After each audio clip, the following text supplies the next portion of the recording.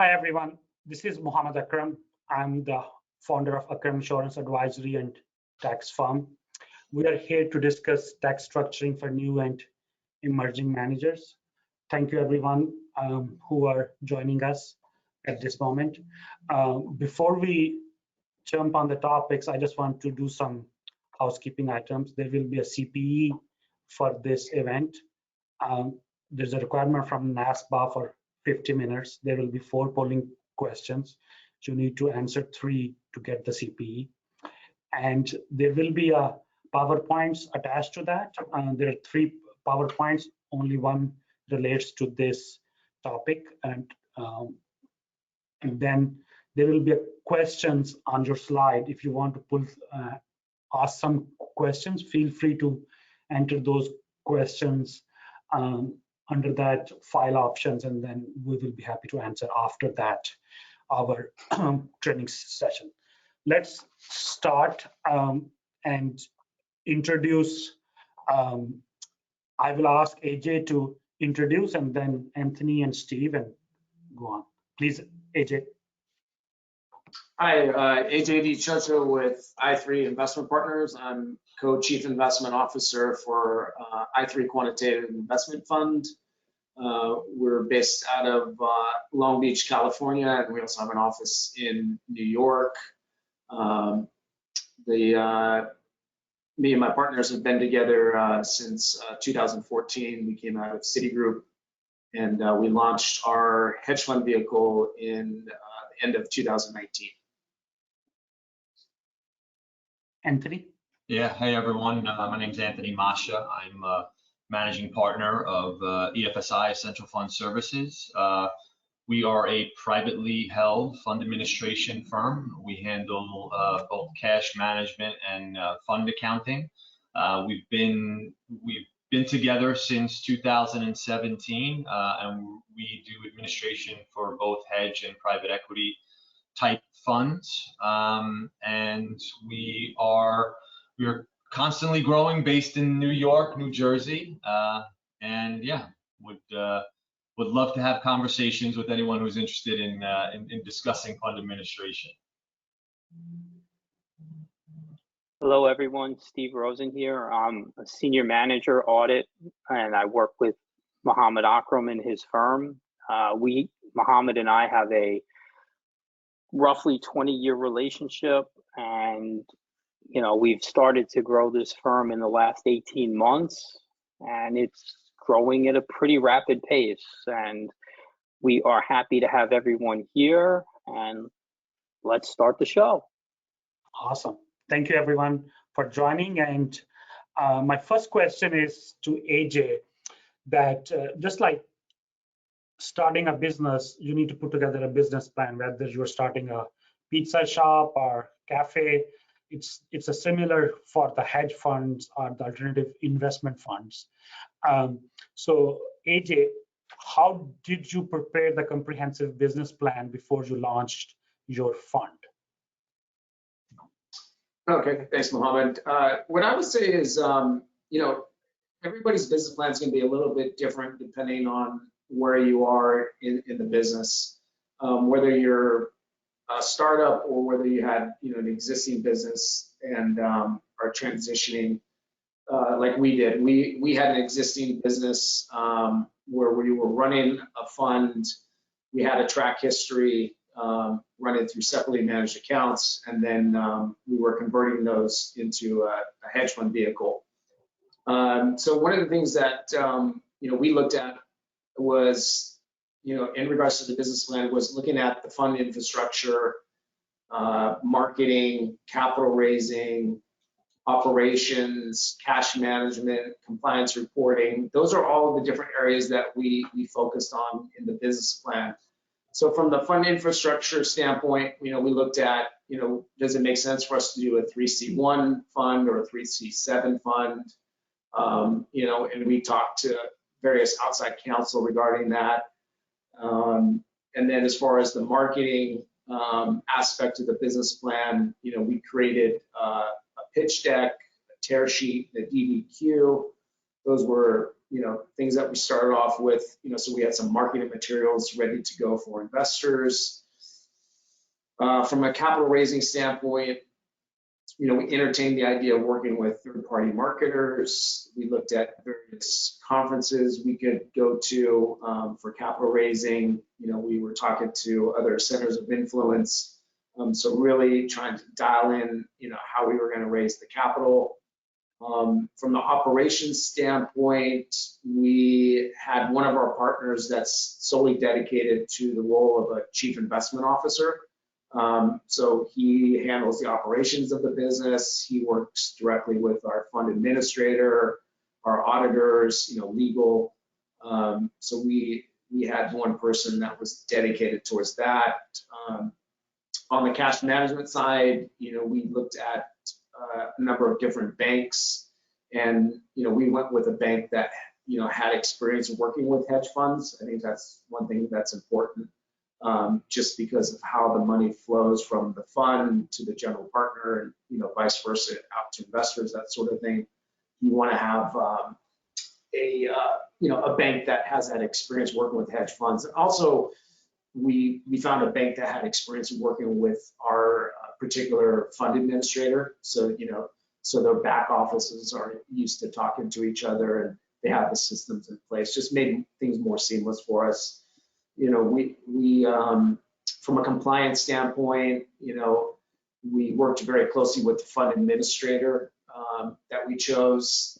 They handle a lot of, compliance reporting, things like that, AML, all that kind of stuff. So we had a, pretty solid business plan going in, and I think that's important, because when you're launching a hedge fund in a new business, it's very important to have a solid business plan in place. AJ, would you like to tell exploring a seed investor in your management company? It makes sense or not? Obviously, you lose the equity, but it will give you a comfort when you're launching a fund that there is someone who can stay with you during a difficult time. Yeah. For us, it was a little bit different because we already had an existing investor base. We started, my partners and I started at Citigroup back in 2014, and by the time we launched our hedge fund in the end of 2019, we had an investor base. So we didn't necessarily need to entertain a seed investor because, again, we had that client base, and also the partners had a significant amount of capital that was coming into the fund. So we were, cash flow positive, profitable day one of the launch of our hedge fund and our GP. But we were approached, by various seed investors, and again, that can be, helpful because, again, raising the initial capital is always the most difficult. And if you can get a seed investor behind you, I think that, often gives confidence to other investors to come alongside and invest, along with that seed investor. But again, it's just, you have to really weigh, how easy is it going to be for you to raise capital? And again, if that seed investor can provide that initial capital to get you off the ground and keep you, and keep the lights on, so to speak, then maybe it's worth it. Okay, awesome. No, thank you. It is quite helpful. So let's jump to the first polling questions, right? Tell us about yourself so we would know what kind of audience we are going. So I just launched that poll. Give us a couple of minutes to see the results.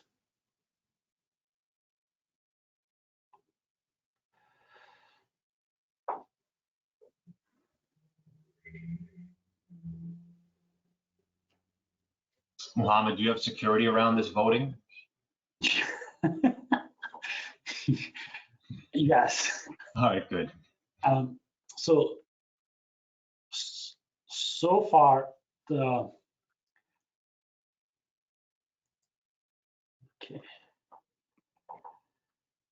we are back They're still collecting some responses.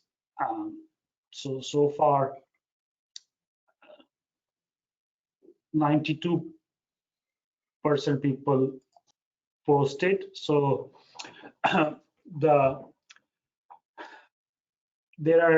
are 30% fund managers, 10% investors, 50% accountants, and then others. That's what they choose. I think let's go to the next section, which is more important for all of us. And my question to Steve is, what factors should fund managers consider before structuring a fund? And how can you align fund structure with the investment strategy and investors' profile?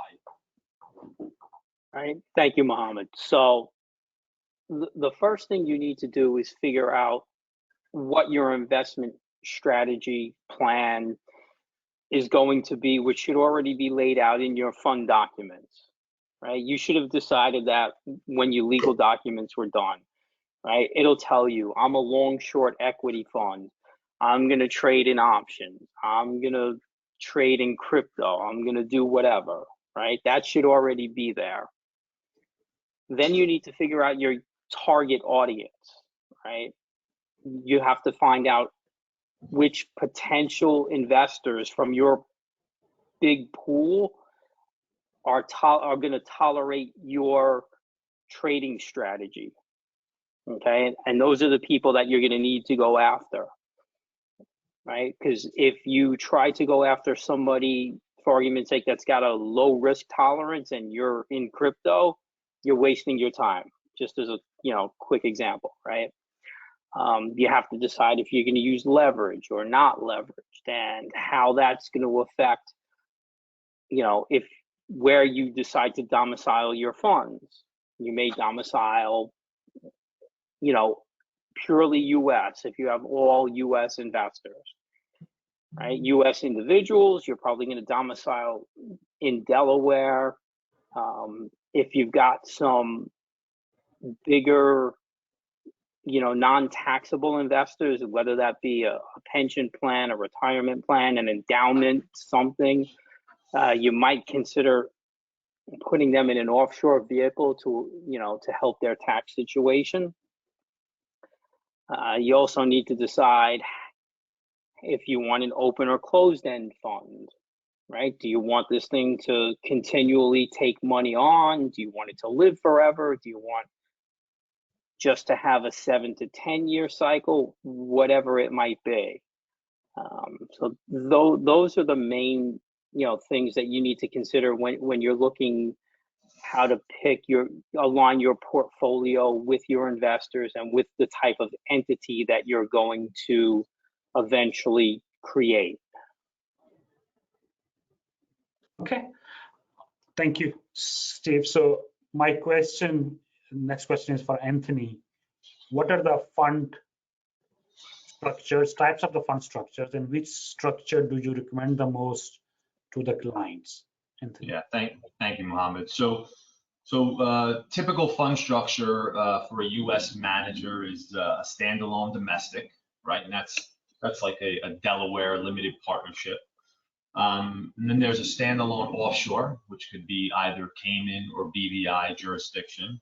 You could have a master feeder structure, a mini master, or do a side by side where there'd be a offshore and a domestic. Personally, it really comes down to sort of what Steve addressed in knowing your investor base and even going back to sort of your business plan. What's your budget, right? And what do you anticipate this fund will look like, and what the investor base will look like, what the assets under management will look like.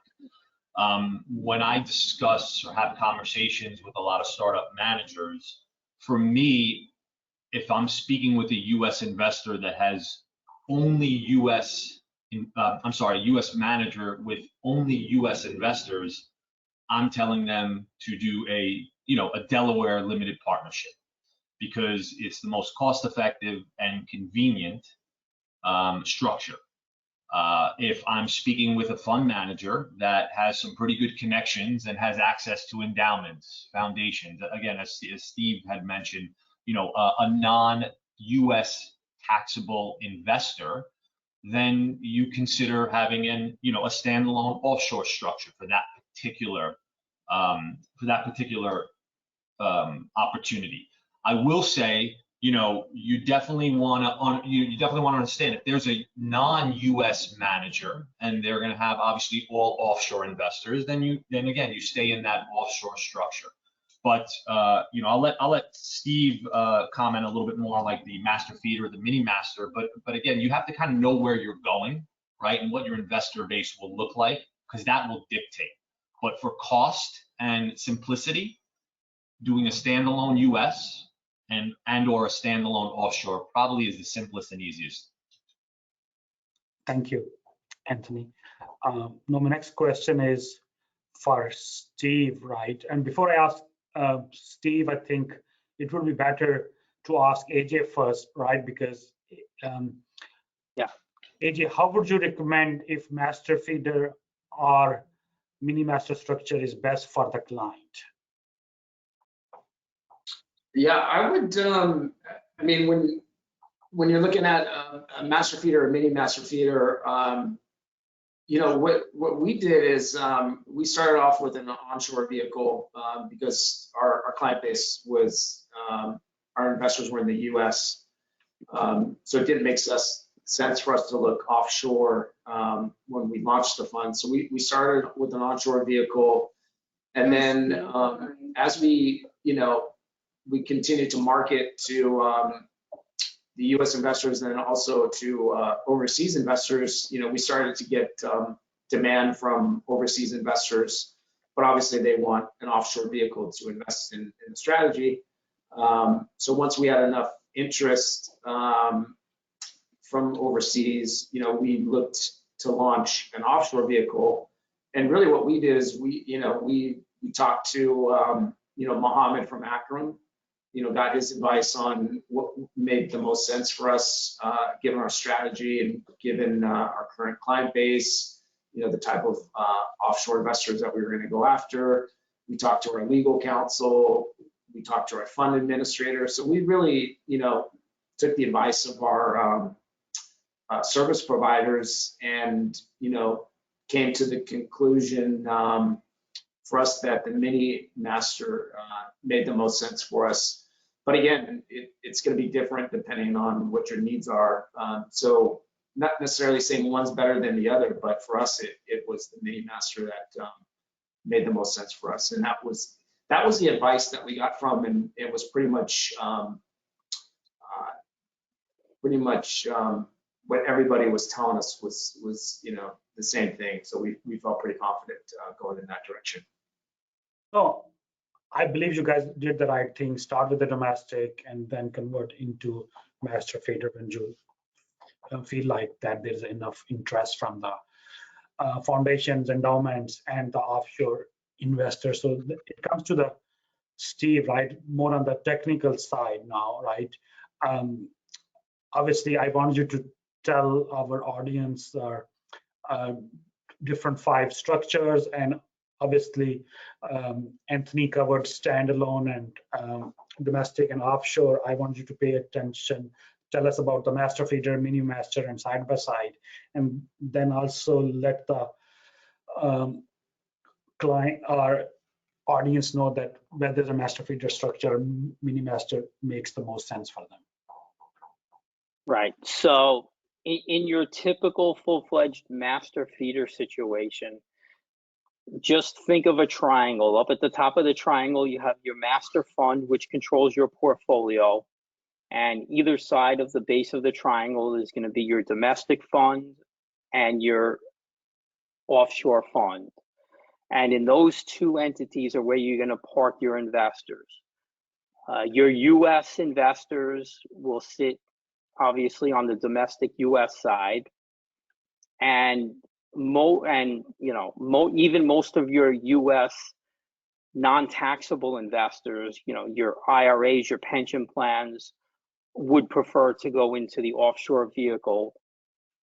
along with any non-US investors, whether they be individuals or any other kind of non-US investor.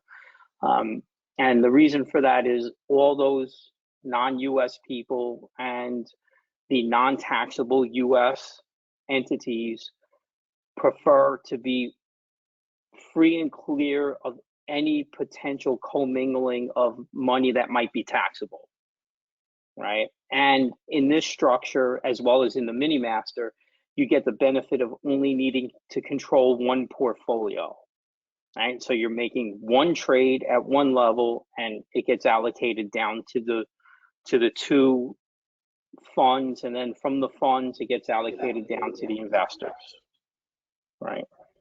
On a mini master, the biggest difference there is just same thing. Think of a triangle. Only difference is you get rid of one base of the triangle. So you can have this two ways. Up at the master fund, if the master fund is a US domiciled entity and the feeder is an offshore feeder, all the US investors will go into the master, and all the non-US investors will go into the offshore feeder. Okay, and the reverse works if the master happens to be an offshore. If you have an offshore master, you can put all the offshore people in the master, and then you would have a domestic or US feeder, and all the US people would go in the feeder. It's just a matter of where, how you initially started up with your investor base for the most part. And it gives you the same, ease of trading. You're only handling one portfolio up at the master level. Now, if you're going to run side by side or pari passu, that's an option as well, right? All your US people stay in one fund, all your non-US people in another fund. Difference there is the additional cost, because now you have to run two totally separate trading portfolios, two separate sets of books and records, two separate, Audits. service providers for almost everything, right? So, it's not as cost effective as either a mini master or a master feeder structure. Right now, we are showing the diagram for all of these structures side by side, mini master and the master fund structure. And we also have attached that PowerPoint. If somehow you have some follow-up questions or want to ask, please feel free to refer to this PowerPoint or shoot us an email with that. We will be happy to answer. Now it's time to come to polling question second. So let us do that.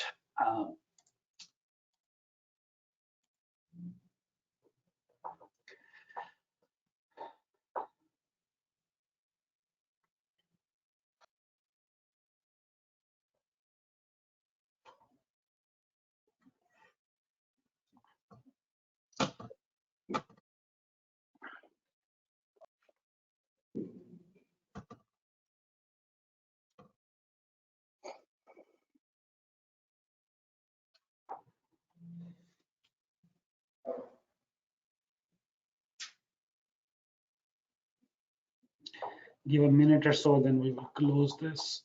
85% people voted, so we're going to close this. Okay, so the 70% people said no, which is,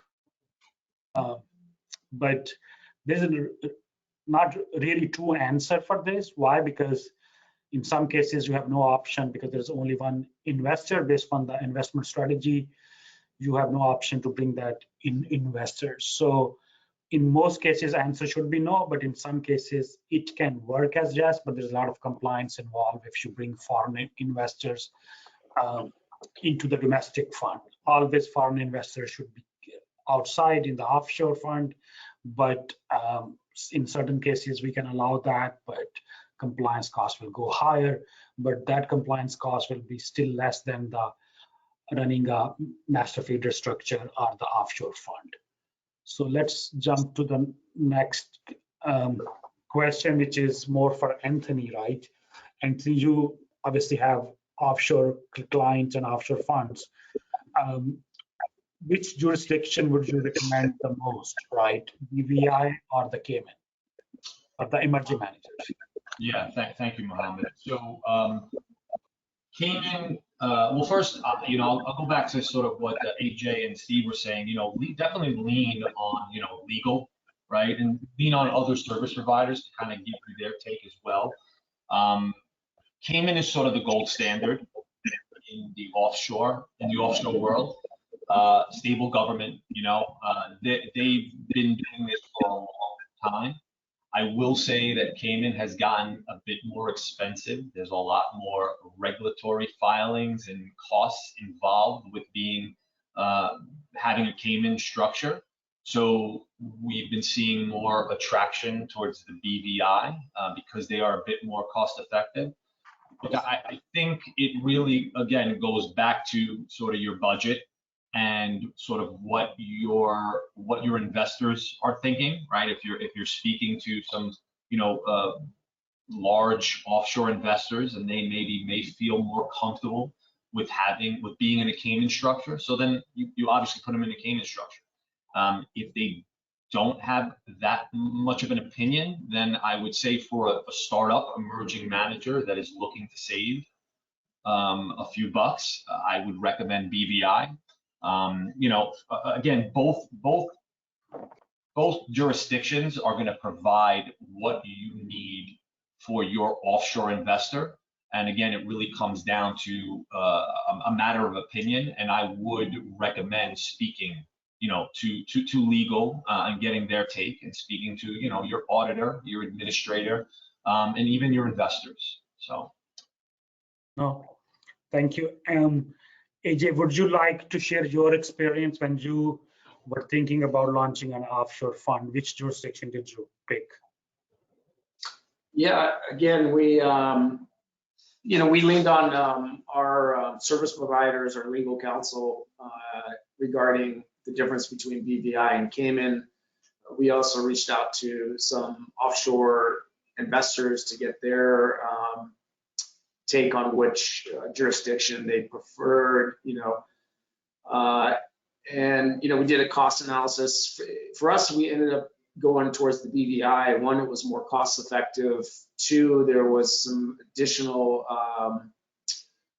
compliance requirements in the Cayman that we would have to deal with, and so we really didn't feel that going the direction of the Cayman was necessary, given the extra compliance requirements, given the fact that it was more cost effective to go the BVI, because we're gonna have our BVI audited regardless. So we felt, and also just talking to the investors, there wasn't an issue with us doing the BVI. So that's we decided to go with. We would, and we were open to if an investor came down the line and said we had to be in the Cayman, then we could potentially open something there. But for us, it just made more sense to go to BVI. So just to remind that there's not only these two offshore jurisdictions, there are dozens of offshore jurisdictions. Steve, would you tell the audience that what other jurisdiction they can look into? Right. So there's plenty, your Jersey, your Guernsey, your Malta, your Singapore, right? Bermuda, right? Luxembourg. What was that? Luxembourg. Luxembourg is not very cost efficient though. It's kind of like Cayman, right? Yeah. You'll pay through the nose. I was kind of doing the the cost effective pieces for the most part, but there are plenty of them out there. It's just a matter of what suits your fund and your investor base the best, right? You very well may have a high concentration of investors from, Southeast Asia. So maybe you want to be in Singapore, right?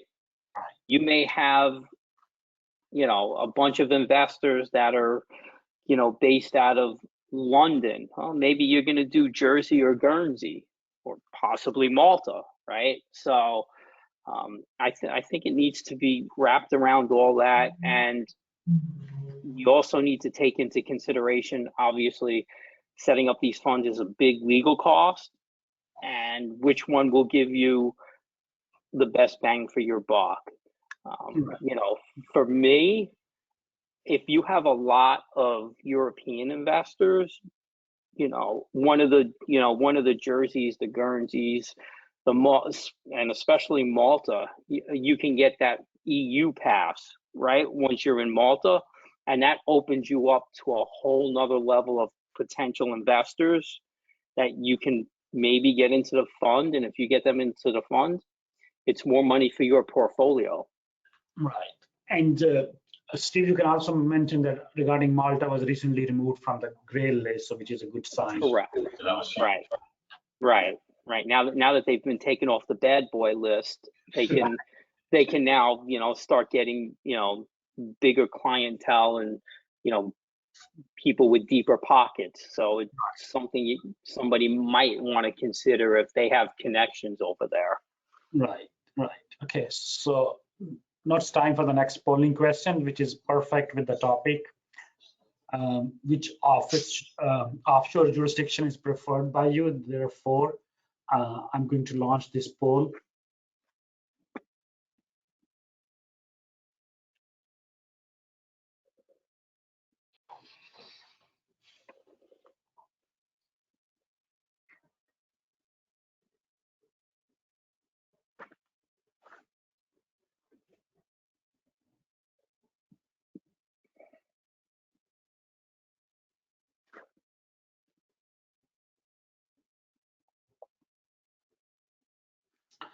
Okay, 85% people voted for that, and the results are 64% like Cayman, 27% like BVI, and 9% like Jersey. Seems like we may not have emerging managers here. We might have more seasoned managers, so they're not worried about the cost here. Right. Okay, good result. So let's jump to the topic here. The next question is more, I would say, I will ask Steve, right? Because I want to ask about the management company taxation and all that, right? So this is more, what is the difference between the management company and general partner? And should be two separate entities, or they can lump as a one? What your thoughts are, Steve? My thought is, again, having spent most of my career in New York because of New York State and New York City, we've typically had the entities separate. Okay, so the management company and the GP entity, again, and I'm speaking specifically for New York right now, they would absolutely be separate, because remember, those two things, the management fee collected and the performance allocation, are two different taxable or tax items, right? When you get the management fee, especially in New York, you're going to pay the New York City tax on it, because it's relegated to being ordinary income, right? When you get the performance allocation, you're getting a reallocation of every line item back to you from every single line item, so it keeps its characteristic, whether that's interest, dividends, short-term gains, long-term gains, and whatever expenses you might have. And for that reason, you don't want to commingle and lose those characteristics. And so, like I said, from my old days in New York, we've always kept them separate. Now, if you're in a state like Florida where there's no state income tax, you can put them together, not an issue, right? If you're like, AJ out in California, you probably want to keep them separate as well, because California is a heavily taxed state, just like New York, right? So that is my thought on those two. Okay. I think it is a relevant question at this time. So one of our participants asked a question, and I would see who can help us to answer this. How easy or difficult is to switch from a standalone US fund to full master feeder or a mini master structure? And how much do you save going from simple US standalone versus master feeder?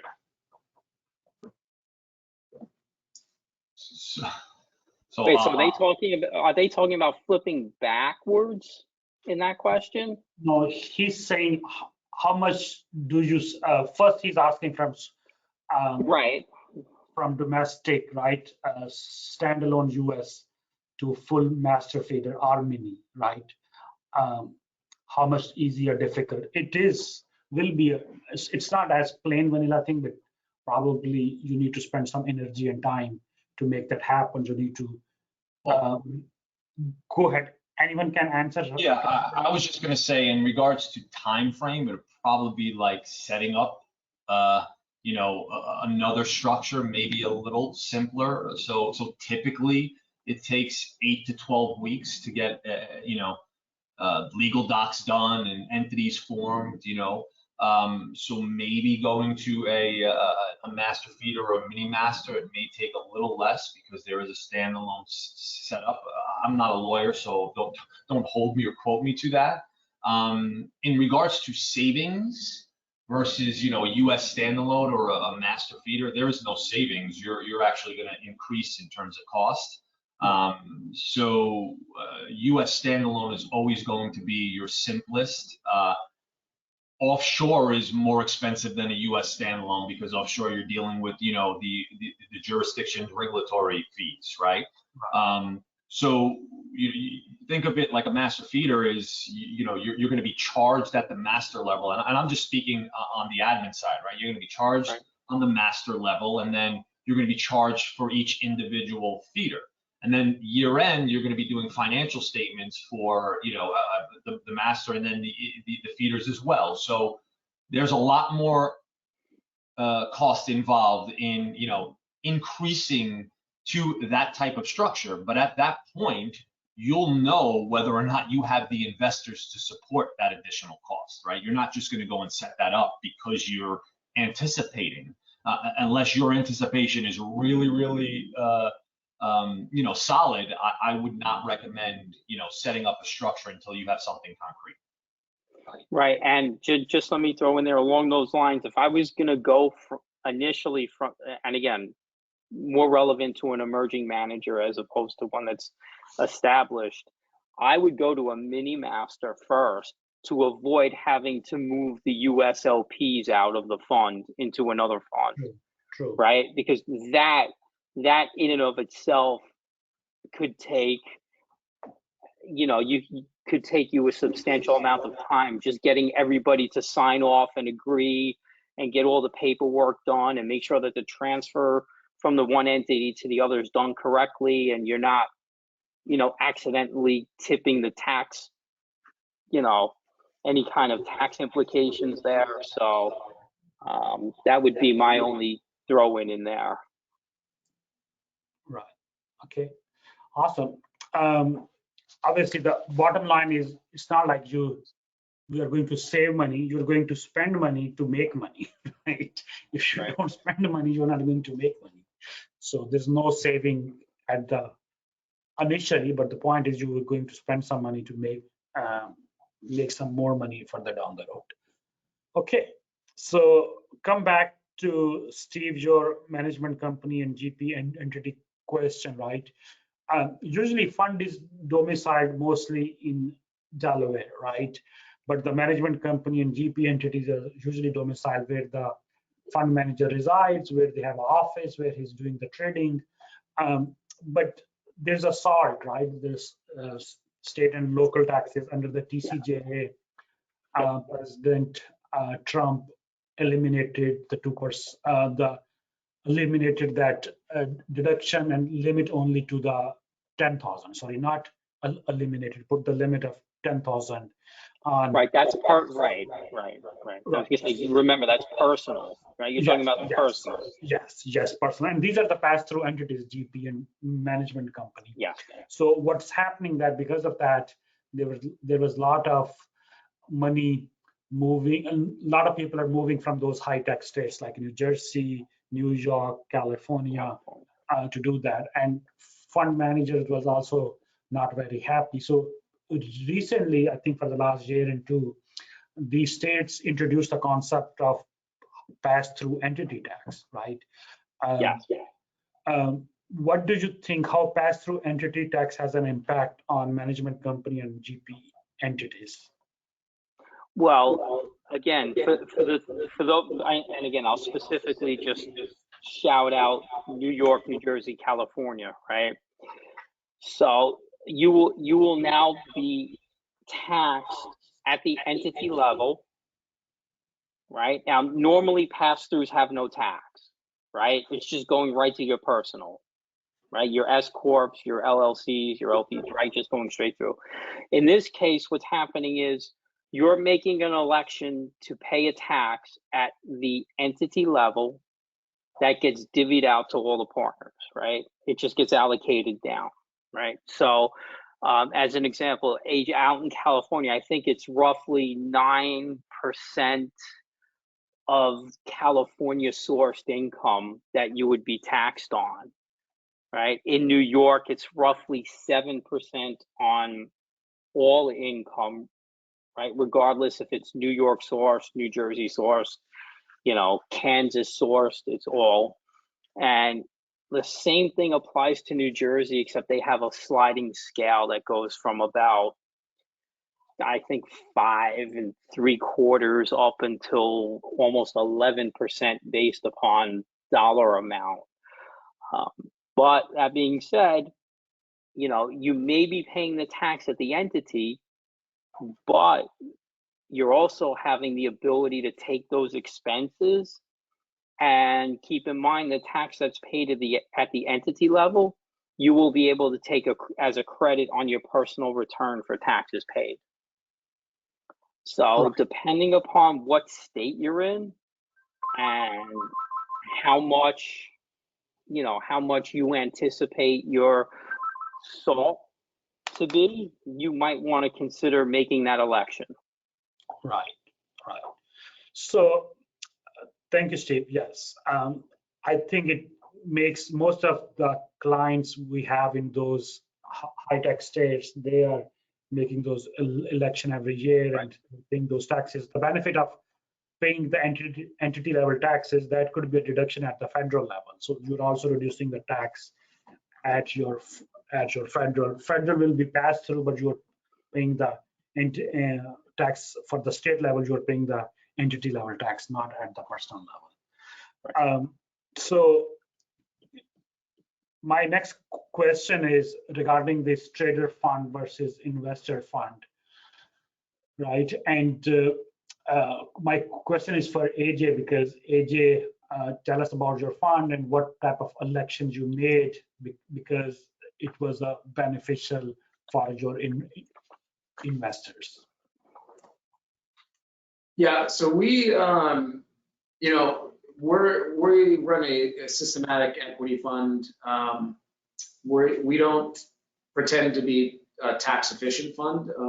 So we'll tell investors, the best way for this, for them to make this more tax efficient is for them to look to invest through maybe a retirement account or some other kind of tax deferred account. The one thing that we did, and again, this was something that was, we spoke to Mohammed and his team about, was we did the Section 475 election, mark-to-market election, which gives us some tax benefits. So for us, it was, again, we're not a tax efficient strategy. We don't use leverage in our fund. So that's one advantage that we have. But again, it was the Section 475 election that we made. Right. Steve, would you expand this 475F election, how it can have a better impact for the trader funds and their investors? Right. So if you meet the requirements for tax trader status, you can elect 475 mark-to-market election, which in simplistic terms is meaning you're a day trader and all your positions, any unrealized at year end is going to be realized. And so that being said, because you technically at year end have no positions remaining, no open positions, because you've realized your unrealized, you don't have to worry about doing wash sale testing, straddles, and all that other fun, tax analysis work that the audit firms charge a lot of money for. But it is a lot. To be fair, it is, depending upon how much trading you do, it is a pretty onerous task to undertake, and you get around some of that stuff. That being said, there are also some advantages to doing it because you will be allowed to take certain deductions that you would not be allowed to take if you didn't have this status. So at the end of the day, I think it's a good thing. And if you're good, and you still have the ability to get your 60/40 on your 1256 contracts, even if you elect this status. So just because you elect this status doesn't mean that you can't have any long-term gains. You still can if you have some 1256 contracts that have the 60/40 split. Right. Okay. Yes. One thing I would add here that if you make this election mark-to-market, you will not be subject to wash sales and the straddle testing. So, and also make sure when you make this election, you're telling your broker to change the reporting, because then 1099B would be different versus investor fund. And there are certain timings for this when this election needs to be made. In the case of AJ, because they were starting a fund, it was a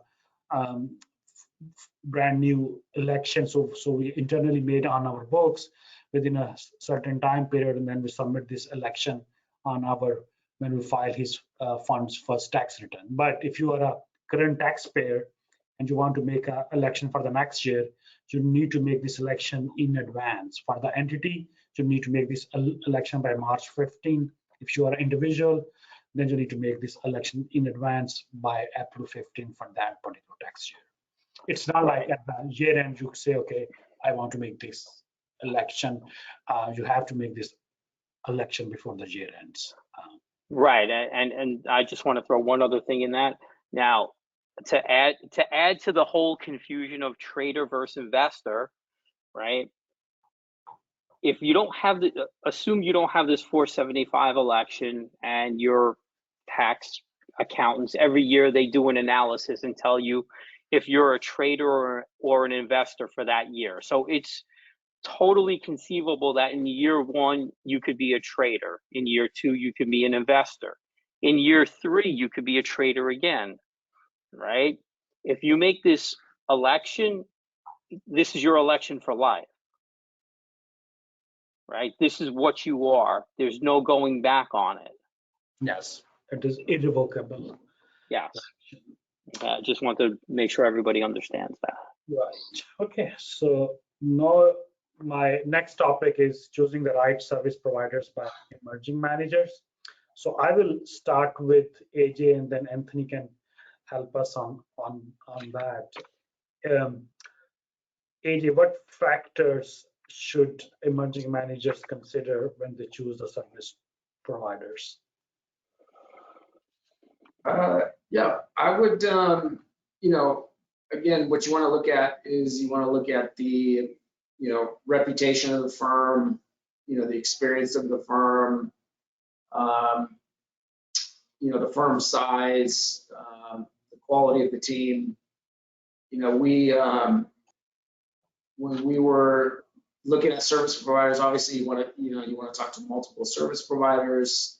For example, we initially got introduced to a law firm, and we were speaking with them. They were giving us an idea of how much, you know, they were going to charge us to for legal counsel and to set up the fund structure. And then we ended up talking to, getting referred to another law firm, and you know, the cost difference between the two was pretty significant. So had we not, you know, talked to both firms and gone with the initial law firm we spoke to, you know, we would have paid significantly more for basically the same work.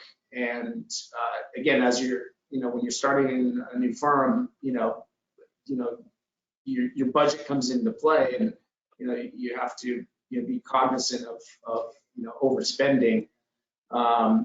So, you know, doing a cost analysis of your different service providers, and you know, just getting a real feel for you know, the team and who you feel most comfortable with, I think is important as well. Okay. Yeah, I agree, AJ. So for me, you know, I'm on the service provider side, right? So I'm gonna say, you know, bigger always isn't necessarily better, but I will say, you know, educate yourself by speaking to as many service providers as possible, and then cross-reference, right? You know, have the law firms that you're speaking with give you recommendations of administrators, auditors, in a, you know, in a hedge fund, you know, on a hedge fund side, like a prime broker, and then a bank, right? And then as you're speaking to those service providers, have them give you their list. And then if you're seeing the common names pop up, right, then you may want to lean towards having more of an extensive conversation with those service providers. Lean on your service providers, right? Because they're partners.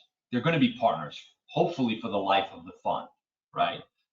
So it's in your best interest to want to partner up with them and choose the right partner, obviously. And it's, so for me on the admin side, right, it's in my best interest to help you, the fund manager, grow. Because if you grow, we grow along with you, right? And we're all doing more business together and making more money together, and everyone is happy. So what I like to do is, if you're able to have a conversation with a fund manager, a startup manager that really has no experience, I typically like to take my time and walk through sort of the process, educate them. And again, you as that fund manager, listen, all right, and educate yourself. Have as many conversations as possible, obviously if time allows, okay? And then turn around and say, well, service provider, you know, what can you do for me, right? And look, the reality is, if you're a complete startup, you have no track record, there is really nothing we could do in terms of getting capital. But most fund managers, that's what they're looking for, right? Unless they come out of a big shop and they already have these relationships. So AJ, you know, you were very fortunate, right? Coming out of Citi, you already had some investor relationships. But if you have, you know, a fund manager that doesn't have relationships and they're just kind of leaning on their family, friends, and as we say in the industry, fools, you know, they're going to want to have those introductions to allocators. Now, whether that allocator is going to allocate day one, which probably won't happen, at least you're able to kind of put them in front of their radar, and that eventually, hopefully, will turn into an allocation at some point, depending on the you know, the strategy and the performance. So again, just really educate yourself and lean on your service providers, because they're always working with you, and they're going to want to work with you and help you grow. Awesome. No, that's a good advice, Anthony. A lot of people, sometimes I can give you an example. I get a chance to work with one school graduate who was coming from the school, and he wanted to launch a fund. His father gave him $1 million, so he hired a law firm, charged him $150K for the legal work, and then he lost all the money within 2 years. So I asked the father who was invested in the fund that, what do you think? He said, I hope he learned some lesson. I said, that was a very costly, an expensive lesson.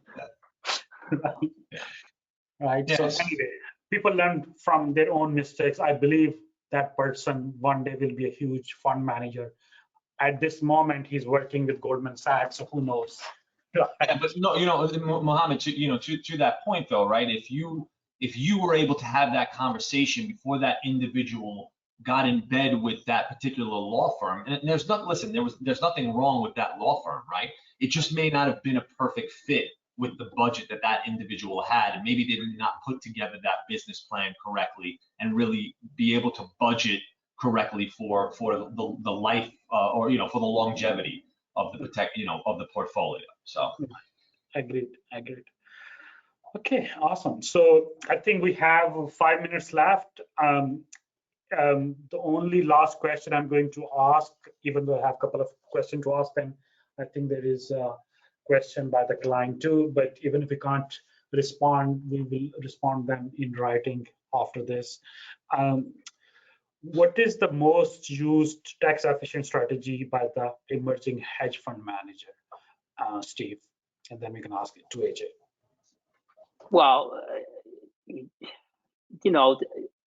there's no straightforward answer to that, right?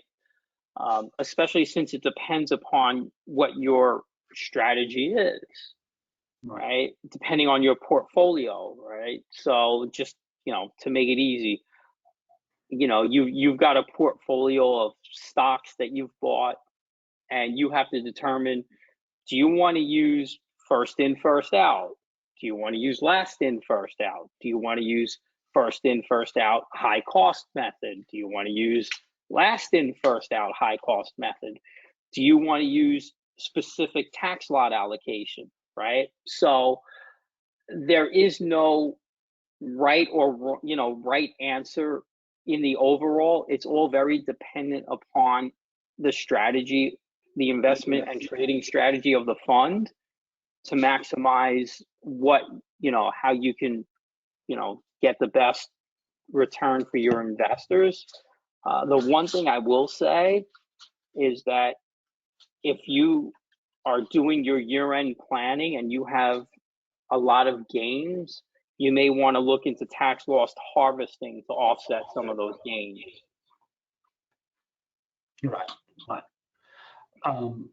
What about those PPLI and IDF, insurance dedicated funds? Probably it's not easy to manage that, but no. And if you're going to get into those, typically they're rather difficult to get into because most of those are only with the big boys, right? Most of those the big boys have, your Goldmans, your JPs, your BlackRocks, those guys have that. And, unless you have a connection there, you're not getting into that. And secondly, those don't make sense on a smaller scale because of the cost of running them, right? It's just a huge administrative cost for the whole entire structure. Right. What about opportunity zone in 1256, right? They also offer some tax benefit. They do. You have to be willing, you have to be willing to invest in those opportunity zones, first of all. And a lot of funds, are not your typical real estate funds that are going to invest in an opportunity zone, right? If you're a real estate fund, then yes, maybe. If you have a lot of built up gains and you want to sell them off and turn around and invest in an opportunity zone, that absolutely can be done. Just remember that there are a lot of restrictions that come along with doing that. It's not just, yes, you're kicking the can down the street, but you're kicking the can down the street with restriction. Right. But it is quite possible that in the hedge fund, if you have a huge capital gain and you, instead of cashing it out, you are investing into the opportunity zone, and that's how you are deferring your taxes because right, which is what I said. You're kicking the can down the street, exactly. Right? But along with that, there's you know, again, it comes with a lot of preconditions that you've got to meet before you can even kick the can down the street. Right. What about 1256 contracts? Well, you can use them to make sure that you get your 60/40 tax planning in, right? You know, if you want, because remember, 1256 contracts, if you hold them for a minute, a day, a week, a month, you're getting 60% long-term, 40% short-term. Right. And even if a normal domestic hedge fund can utilize this tool, even AJ can utilize this 1256 contracts. He doesn't need to have a separate futures account as long as he is trading that index options on SPXW, that's right, or any broad index.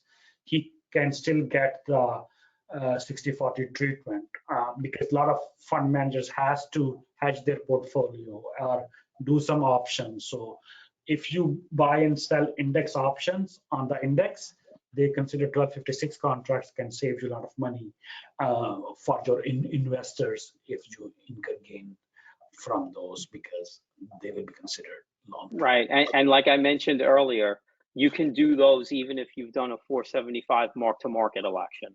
Right. Yes. Yes.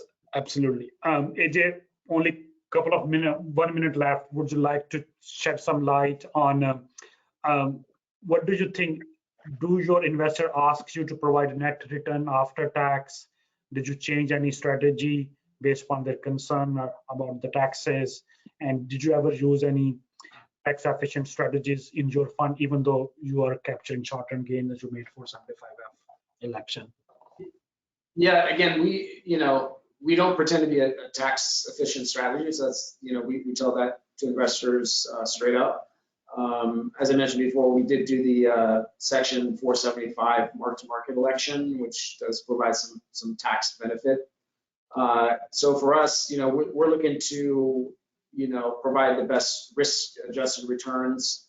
We don't, we're not looking to make trading or investment decisions based on, based on tax situations. So again, we focus on, providing the best tax-adjusted returns to our investors. Right. But there's a latest trend in the allocation market, or the like the allocators, or when they allocate the capital, they're looking for the return, right? Okay, this is your gross return, net return. What will be the return after tax? I heard that a lot of institutional investors are asking because as the tax rates are going up. Okay, I think this is a time for the last polling questions, and hopefully, right, we will have that, and then people can get that. Give me.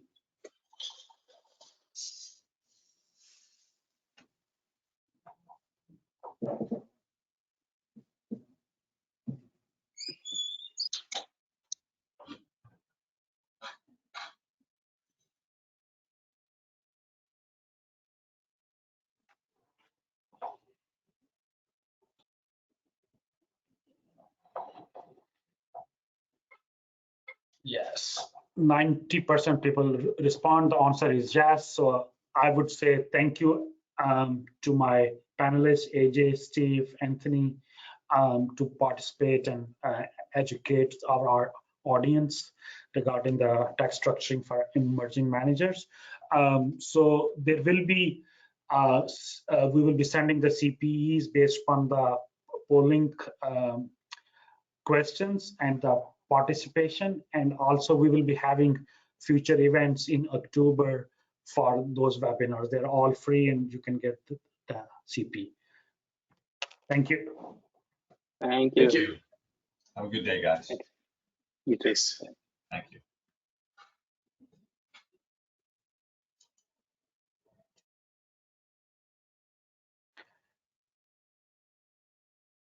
Okay. I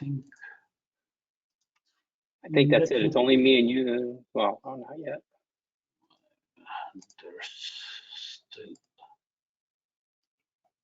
Let me cancel this for all.